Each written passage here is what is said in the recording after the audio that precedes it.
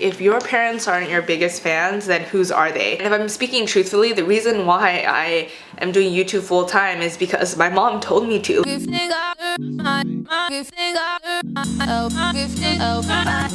the time that you're watching this, I'm actually in Berkeley visiting Diego, and I am currently already wearing BB cream and a little bit of glacé water, so we're gonna get started. This is It's My Ray Ray BH I don't know what I'm talking about that. This is the It's My Ray Ray BH Cosmetics. I've used this before. I think like 2 weeks ago.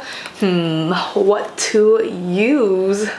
Okay, we're gonna go in with Angel. So this week's episode, I just wanted to dedicate to one of the, actually probably the most important person in my life, alongside my father. It is my mother, Miss Susan Lee. I have always wanted to dedicate a little episode to the AM with Amy to my mom because, as you guys probably can tell, I talk about her a lot. My mom and my dad and I are all very close, but I'm definitely closer to my mom.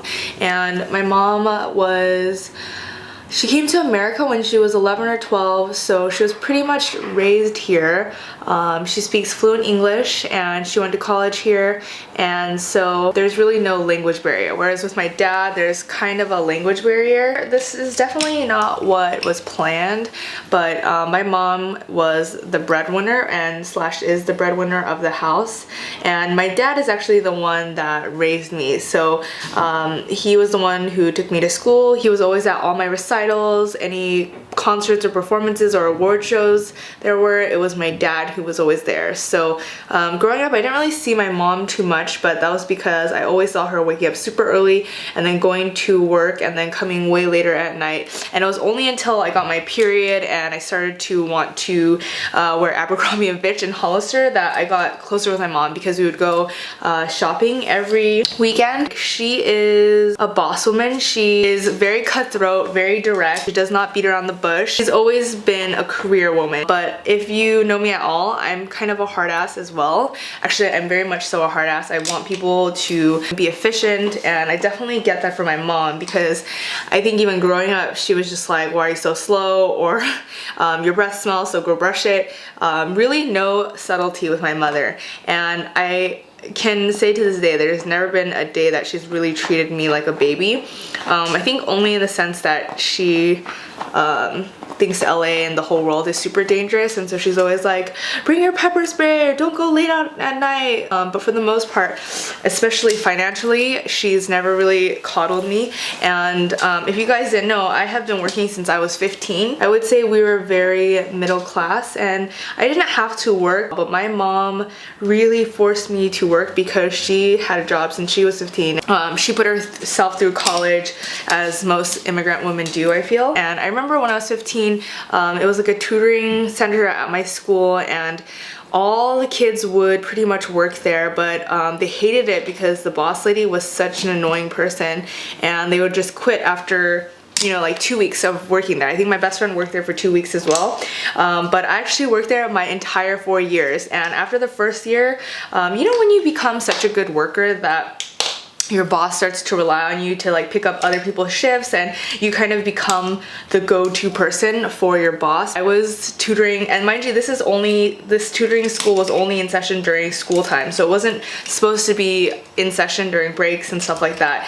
But I kind of became her go-to person, and I remember riding my bike during spring break to people's houses to tutor their kids. And I remember all of like spring break and Christmas break, I was waking up early at 8 a.m. to go tutor some kids at their homes. And so on top of that, and like doing schoolwork, I just was so tired and I wanted to quit in the middle of it. My whole argument to my mom as to why I was quitting was, there's such a high turnover rate, you don't understand, like nobody works here longer than 2 weeks, and I've already been here for a year. And I remember she just was like kind of laughing at me and scolding me, and she made me cry because she was like, don't quit, like you're like a loser if you quit. And it's just like, why are you quitting? Like, and I remember like we were getting into a big fight about it. I didn't quit because my mom, you know, made me cry essentially and was like, you can't quit. So I didn't quit.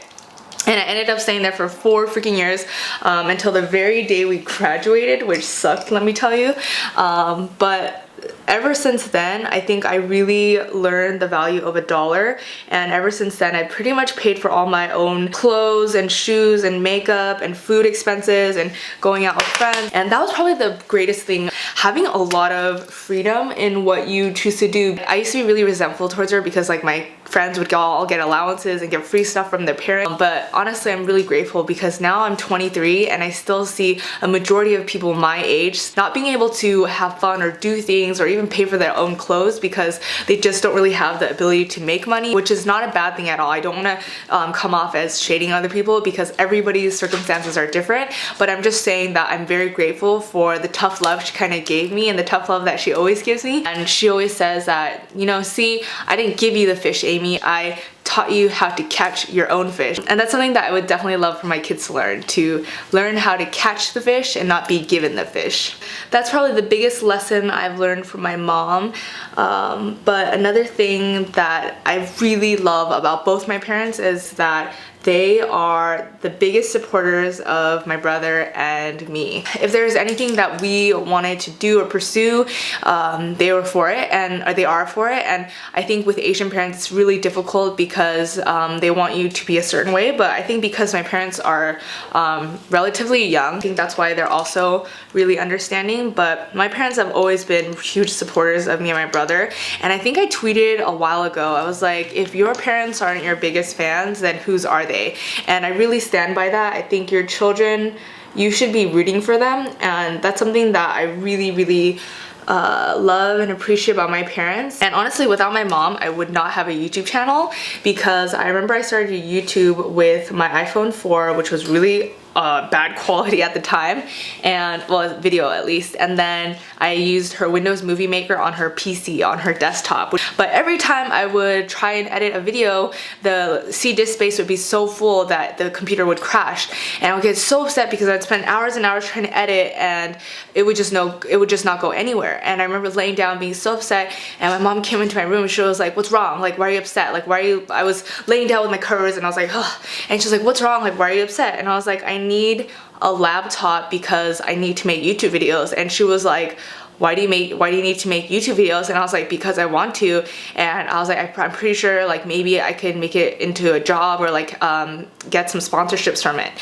This is like 17-year-old me just talking out of my butt. And at first she was like, no, like you can't get a laptop until you go to college. Like, it's a college thing. Like, I'm not gonna spend that much money on you because you still have like a year left in high school. And I was like, fine.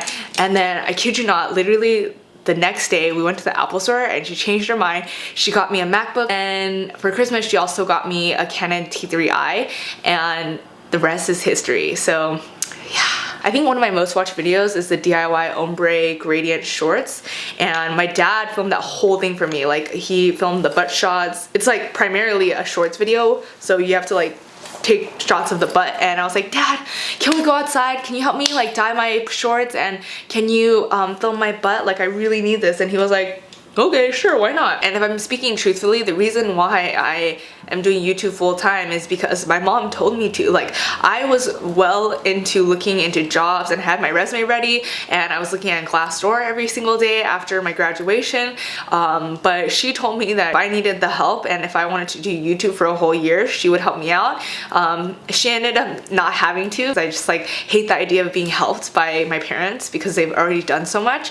But yeah, she was the one who told me to do YouTube because she thought like I had something there and like it's something that I love to do. I think I get really emotional thinking about it because I've just seen a lot of my friends as parents, a lot of Asian parents, just treat their kids so cruelly and unkindly and not support their children. But I really stand by it. Like, if your parents aren't your biggest fans, then whose are they? Because, you know, I don't know, it's hard, but yeah, so literally I wouldn't be sitting here in this place, in this apartment, without my mom's support. And I feel like a lot of children of immigrant families can relate to this, but you just feel like they sacrifice so much for you that you have to not fuck it up. Like, you have to make this all worth it. And so my mom is like super feminist. Like, I know she won't admit that she's feminist, but the idea of just like the generation that she was born in, it was like the generation of women getting married and then just becoming a housewife, and then her, you know, navigating this whole new world, a new country, a new language, and then having to be the sole breadwinner is honestly one of the most feminist things ever. And I know she'll never say that she's a feminist. She's just like, because her dream in her life honestly was to become a homemaker, and so she never really wanted to be a career woman. And my brother actually sent me this article saying that like daughters of families where they see the dad do 50% of domestic household work. So for example, if you grow up with your dad, you know, doing the dishes or mopping, those daughters of those families are statistically more proven to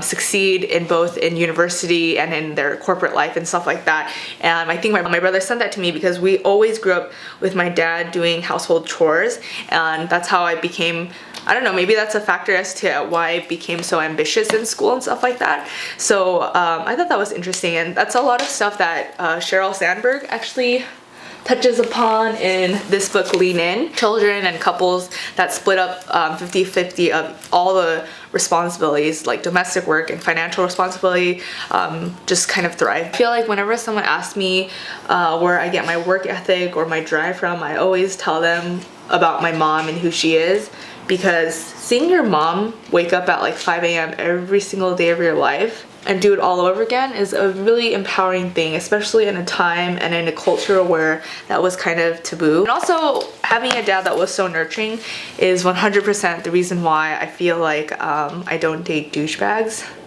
Like my dad always treated me with a lot of respect and always told me how important I was. And he never really like talked down to me. So I just really appreciate my parents and all that they have done for me, and I can't thank them enough. Even when I travel, my dad takes care of my dog and he takes me to and from the airport for all my work trips and stuff like that. And if there's anything I need, they're here for me all the time. I am not a fan of this hair. Alright, thank you guys so much for watching. Be sure to hit that subscribe button if you like these videos, and there's a whole playlist of my other AM with Amy's, and you should stick around and watch them.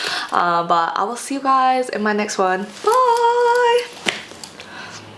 I can't believe I cried. I'm such a weak bitch. Strong people cry!